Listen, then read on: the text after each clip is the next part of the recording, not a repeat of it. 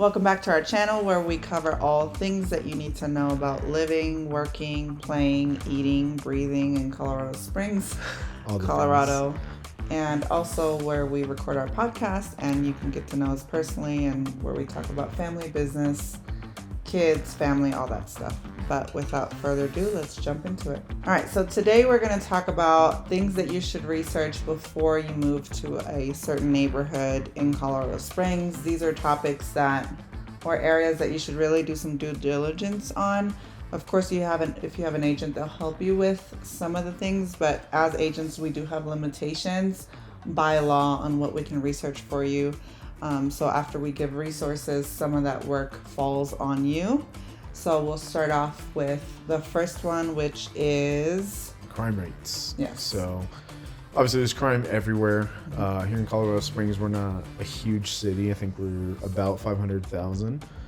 So nothing too crazy. We're not like Denver or Phoenix or LA, any like major metropolitan city. So we do have crime. There are different pockets in the city that have more crime than others. But definitely research the neighborhoods. If you go to the Colorado Springs website, under the police, they do have crime maps there, where it'll show you what types of crimes happen where. So definitely check that out before you go. Most of the crime that happens in the city, it's called crime of opportunity. So if you leave your car door unlocked, if you leave your garage door open, if you leave a bike out or something like that, it might get taken, depending on the area and the neighborhood. But you do have a lot of crime of opportunity here. So just be mindful of that. Lock your car doors, lock your house, close your garage door. Don't be a victim. The second one is flood zone. We don't have a ton of flood zones in Colorado Springs, but you can look that up on the FEMA website. If you put in an address, it'll tell you if it's close to a flood zone or in a flood zone. And that's something you always want to know. I know in other states it's more prevalent than it is here. But again, something that you definitely want to cover. It will require extra insurance. And obviously, if you have a basement, that could flood more easily and be a bigger cost to you. So before you even look at a house, I think it's important that you look up if it's in a flood zone or not. The next one we have is HOA fees and whether or not an HOA is present or if it doesn't have an HOA. So there are different areas in the Springs where we have some master plan communities and then we have some that are just older neighborhoods where there's no covenants, no HOAs. So if that's something that's very important to you, people usually fall on one side of the fence or the other. They either are like indifferent to it and don't mind it, or they absolutely hate HOAs. And very seldomly you'll actually get someone that wants to live in a neighborhood with an HOA just because they know, like if they have a neighbor that doesn't take care of their front yard or hasn't painted their house, that the HOA will get involved. But if you have like a lot of outdoor toys or an RV that you want to park, something that might be restricted by an HOA, running a business out of your house, all those kinds of things, you want to make sure that you cover that beforehand and just figure out with a professional, like, hey, what are the areas that have an HOA and what are the areas that don't? The next is insurance costs. So just make sure you get a lot of different quotes from different companies, reputable companies. Depending on the area that you're in, most insurance companies go off of zip codes. So some zip codes get more snowfall, some get fires. more hail, some get more or fires in general. So insurances could be higher in those areas just because it's a higher liability, just because that area gets hit more with weather related stuff, fires, a lot of crime, thefts in that area. So they end up having to pay out for these insurance claims, and in turn your rates go high. So just do a lot of research. We have some insurance brokers that will actually work for you and they'll get a lot of different quotes. So if you need those resources, we are a wealth of knowledge for that as well. Really next quick, go ahead. To tag onto the insurance. So there are some areas also on top of that, like an extra layer in Colorado Springs that are like if you're in Black Forest, for example, sometimes you can't even get insurance because there was a fire. And if you are purchasing close to that burn area, it might be hard for you to get insurance, so you want to be aware of that as well. Like, what are the areas that I might have a hard time finding insurance altogether? The next one is your commute. So we have a lot of clients that move from out of state, a lot of clients that are military, so they're getting stationed at one of the 5 bases or the military installations, and the commute is very important for them. So a lot of military, they go towards Fountain if they're at like Fort Carson, or if they're at Schriever, then they'll go a little further east, down to even Pueblo. I had one that just bought a home in Pueblo. So depending on what gate, where your unit is, just look for those areas. So the guy that I was helping, he has to go to a specific gate, which is like 5 minutes from his job, and the house that he was at was probably like 20 minutes away from work, so the commute was short for him. You'll find some people that just find a cheap house and they're an hour away from whatever gate they have to go to, whatever military installation.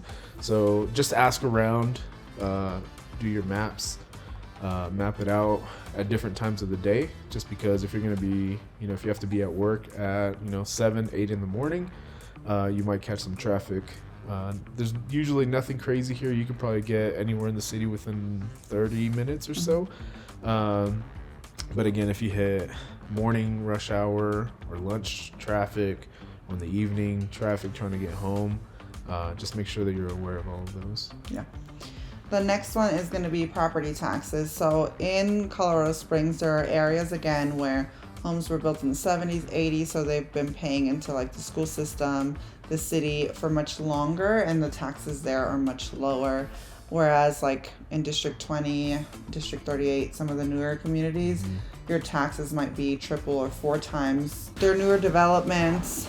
They haven't necessarily paid into the school district, into the infrastructure, so your taxes could be a lot higher. So you just want to be aware of that in advance, so that you don't have any surprises with your monthly payment after the fact. The next one would be utility bills. You want to make sure that you have an average cost for your area or the neighborhood that you're looking to buy in, especially if you're coming from out of state and you're maybe used to a different setup. I mean, here in the Springs, we have Colorado Springs Utilities, which is a big one, but then in different pockets, there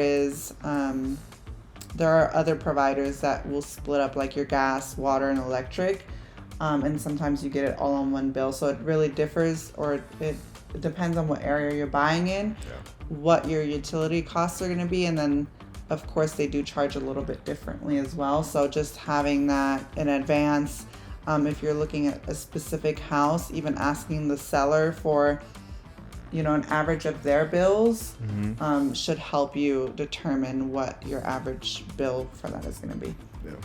And I think you can call the utilities company, just let them know what neighborhood you're looking in. They can give you the average, cost for whatever utility you're looking for. The next one is being aware of the school boundary lines. So there are maps on the school district's websites where you might think like, okay, there's a house here and I saw a house, really close in the same neighborhood, and it was zoned, I don't know, District 20. But you could jump a few streets and then be in a different school district. So if you are looking for a certain school district, you do want to visit those maps. Once you have an address for a home, you want to go to those websites or even call the district and make sure that that address is fed to that school or that school district that you were intending to send your kids to. And you can choice into certain schools or most schools. But just know that you are pretty much at the bottom of the list. They're going to take people that are in district first, and then whatever extra space they have, they'll give it out to choice students. So just be mindful of that as well. Yeah.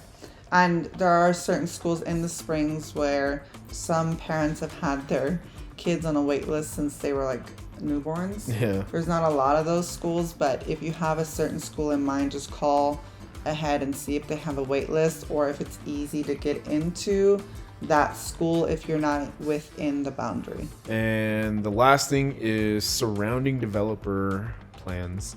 So there's a lot of new neighborhoods going up. There's a lot of old neighborhoods that are being added on to.